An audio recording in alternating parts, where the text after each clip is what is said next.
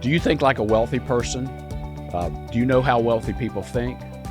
If you don't know and you want to know, tune in and find out.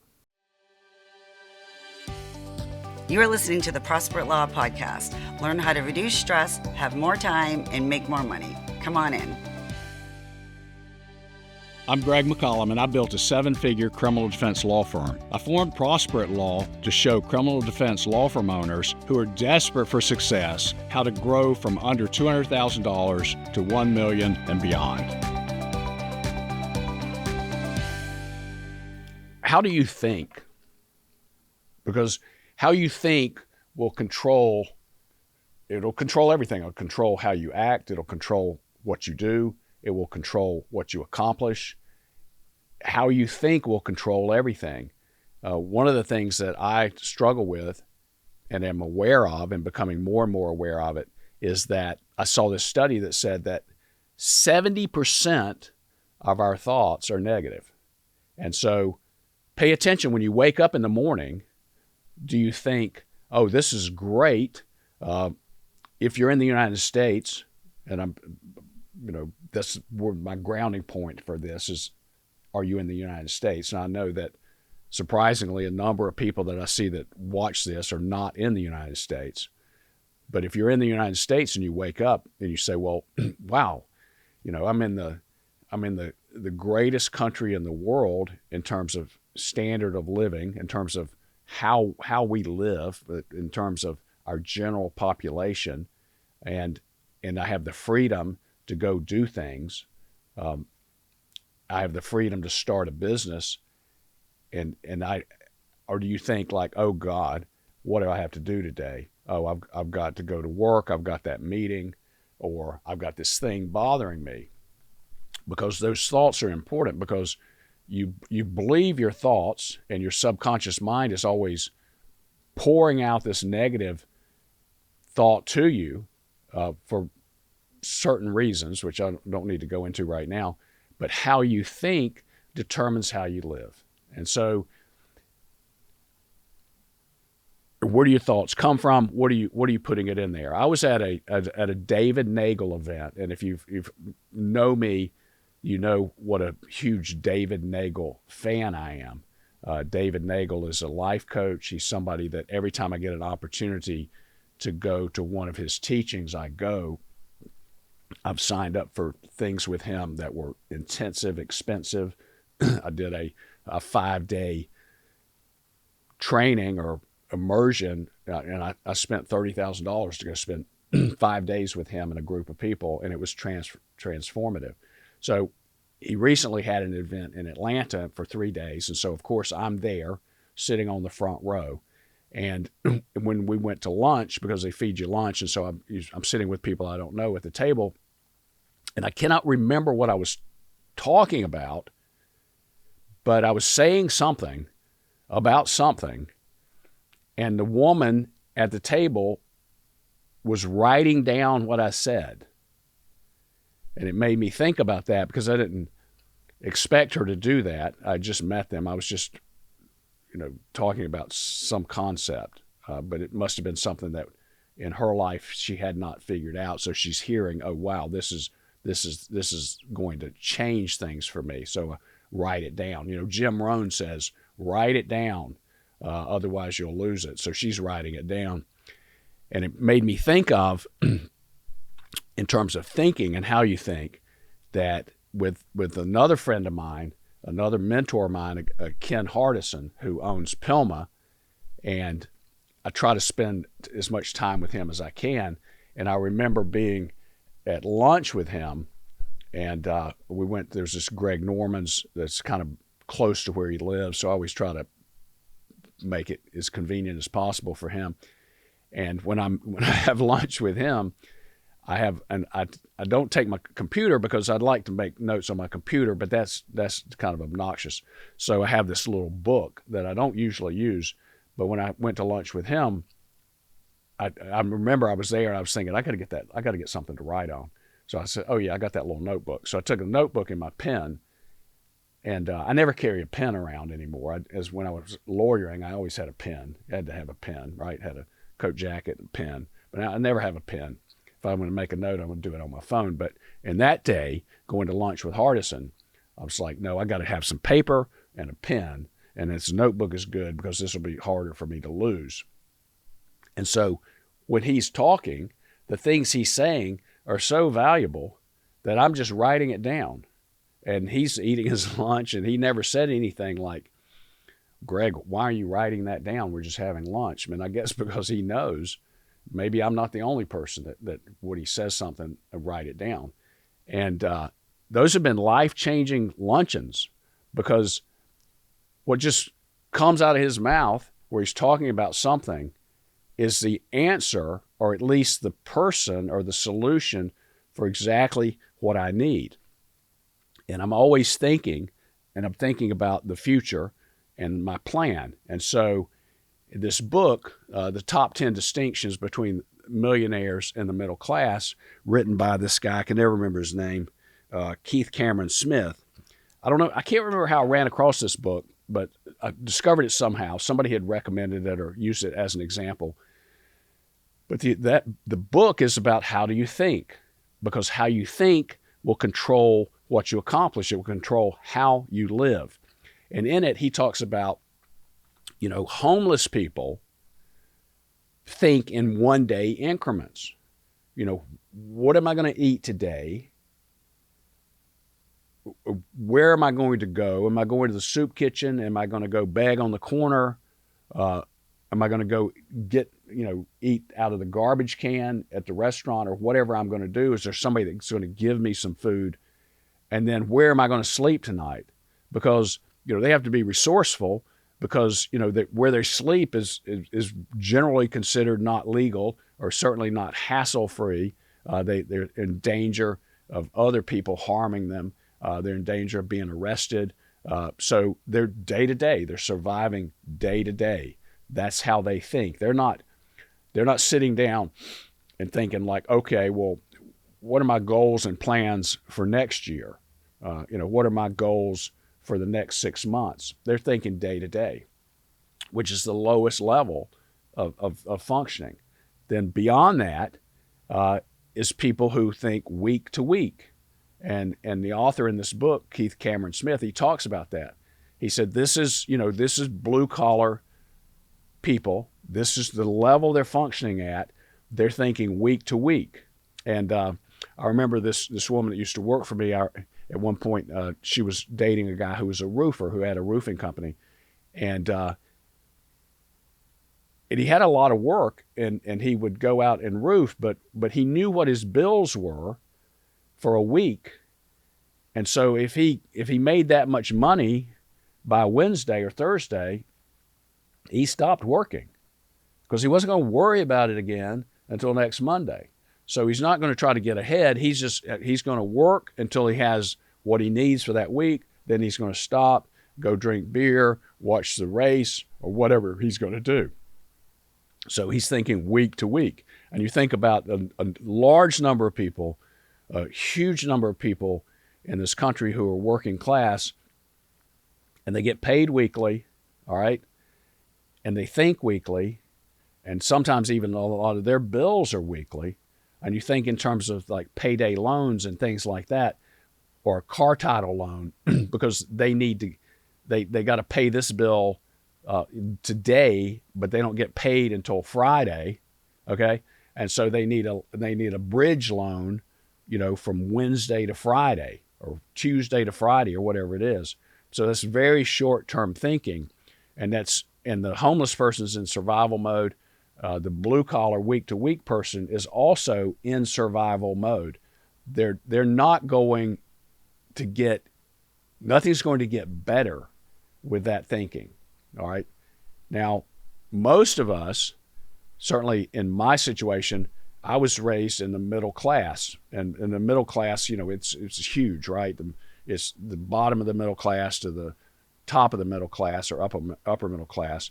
But mostly what I'm talking about is people who have the quote middle class lifestyle, where where I grew up, my mom worked a little bit part-time, but she was a stay-at-home mom. We had one car. My dad drove a work truck to and from work. He would commute with other people that worked for the same company that also lived in our town in Easley. And so the middle class think month to month. You know, you got their monthly subscriptions. You know, you got your Amazon, or you got, you know, your Netflix account, which comes out monthly. You got your car payment, it's monthly. The mortgage is monthly. Everything you do is monthly. Now, maybe you get paid monthly, maybe you get paid a couple times a month, but you have a monthly mindset. And so that's not bad being in the middle class in America, you know, compared to most of the world and standards of living. It's not bad, but it's a middle class mindset. And that's what Keith Cameron Smith is talking about, is be aware of how you think. And then he goes on to say, wealthy people, they don't think day to day. They don't think week to week. They don't think month to month. They think year to year. In other words, what am I going to do this year? How much money am I going to earn this year? How much money am I going to save and invest this year?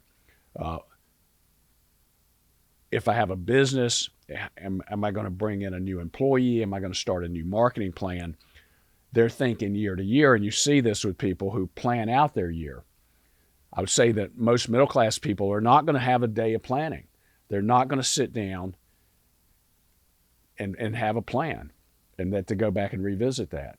And so if you're living like that, if you're living in your business and not working on your business, you need to carve out that time. You need to carve out some time to get away from it and sit down and in a quiet space and think about what you want and how you want to schedule your year to move you closer to that. Because if you don't ever say, I want this, then you're not going to be directing all your efforts toward that. And I'm not talking about right now, I'm not talking about how. I'm not talking about how you're going to get it. I'm talking about what. What do you want? What do you want to achieve? And then very wealthy people in this, you know, the area above what we just call rich people, wealthy people, you know, they think in bigger increments. They think in 5-year, 10-year plans, 20-year plans for their businesses and that sort of thing.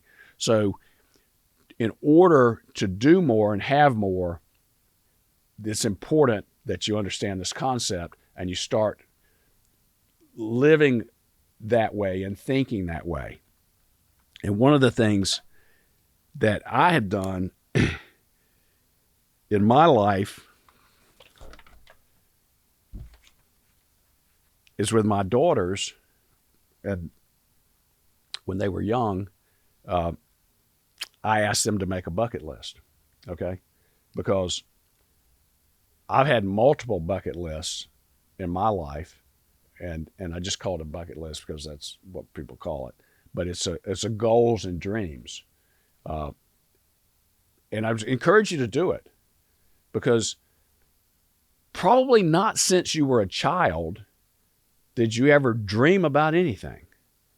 Probably not since you were a child and they told you to stop doing it did you stop fantasizing about what your life could be and what you want to do. And so, and when you do this, when I did it before, sometimes I would try to do it professionally, personally, physical things, you know, versus accomplishments. But I found the best way to do it is just lump them all together. Don't worry about that. Like one of my bucket list things was I wanted to have an S-Class Mercedes. Okay, this car cost $125,000, and that was a bucket list. Now it's very indulgent, it's very extravagant, but it was on my bucket list, and so I bought one.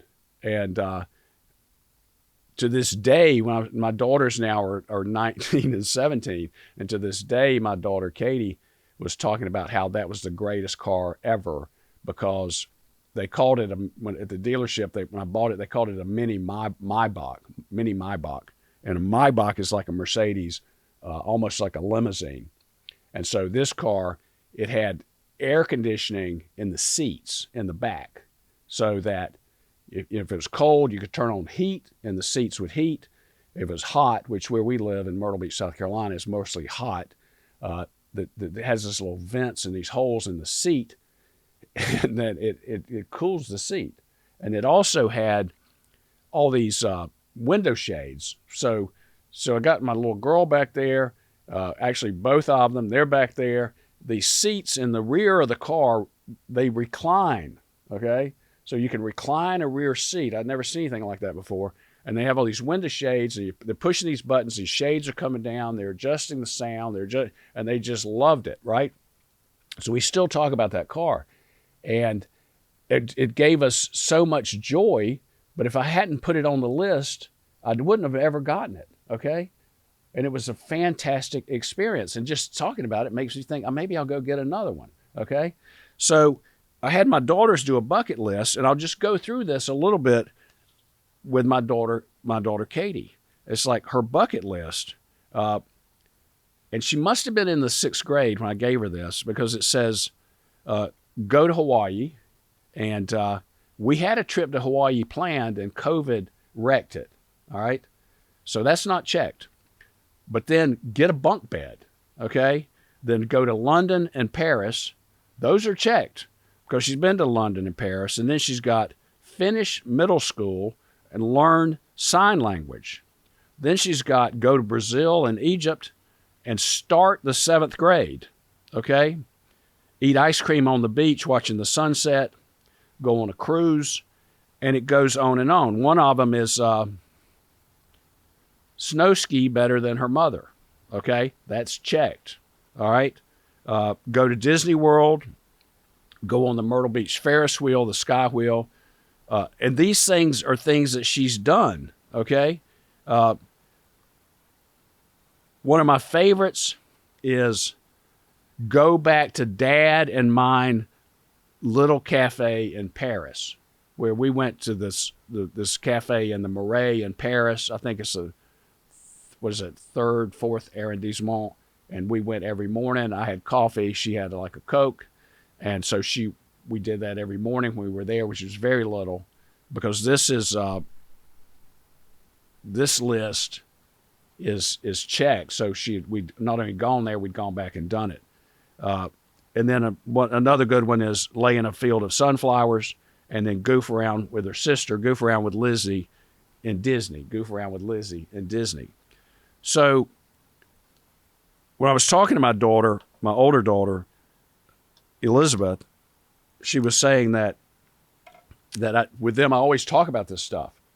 And I didn't realize that I did. And she was saying that, you instilled this in us to think like this, and we have these lists, and so we have these things that we want to do and accomplish, and that's what makes it happen. And when you make your list, don't do it in terms of what you think is reasonable. Your list should be unreasonable. Make an unreasonable list. I found this all the time when I was in coaching programs, and somebody, the facilitator or the coach or whoever was talking, would ask people, what do you want? And we're talking about physical things, because it's easier to quantify physical things. It's not that they're the most important, but how much money you make, what kind of house you live in, what kind of vacations you take, how you travel, what kind of hotels you stay in. Those are all very quantifiable. So those are good measuring sticks, as opposed to, transcendental meditation and relaxation and yoga and being zen and chill and at peace. It's hard to measure that. It's hard to talk about. So a lot of the things that are measured and talked about in coaching and even with the stuff that I do, is the kind of materialistic things, but that's not necessarily bad. And if you think it's bad and wrong to have good materialistic things, then that's an issue right there, because you're thinking you're not worthy. So, but what you see all the time is when they ask somebody, say, well, what's your ideal house? What would it be? And they start it off, they don't say, well, I would want a 50,000 square foot house like Bill Gates, and I would want this room, and I'd want this room, and I'd want a 20-car garage for all my collectible cars. They say like, well, really, I really don't need more than like 2,500 or 3,000 square feet. And then the facilitator would interrupt them and go, no, we're not talking about what you need. Nobody needs a 3,000 square foot house. Everybody needs like a hut. You need something to keep you out of the weather. But what do you want? And people struggle with that for different reasons. One is they think that they're not worthy. They think that it's selfish to have a lot when other people don't have much.